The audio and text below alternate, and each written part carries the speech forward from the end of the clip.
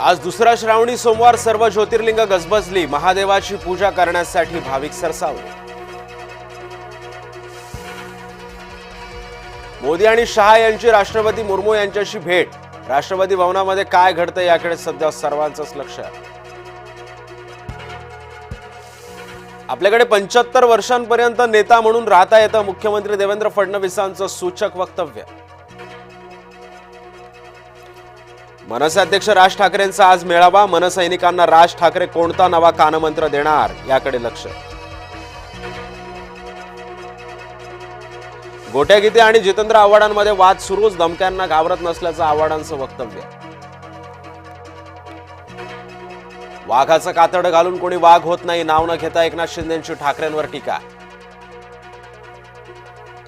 कोणी अंगावर आला तर त्याला शिंगावर घ्या, अजित पवारांचा कार्यकर्त्यांना अजबच सल्ला।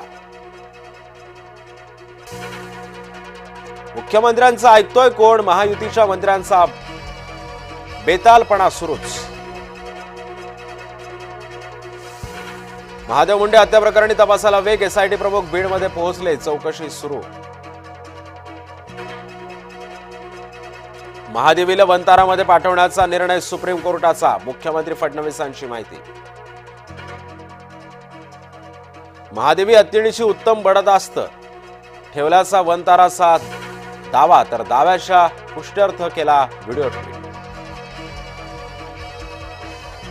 बौद्धिक दिव्यांगांसाठीच्या स्पेशल ऑलिम्पिक भारत स्पर्धा, देशभरातून 139 स्पर्धेमध्ये सहभाग होणार स्पर्धकांचा, तर बौद्धिक दिव्यांग खेळाडूंना मुख्य प्रवाहामध्ये आणण्याचा उद्देश।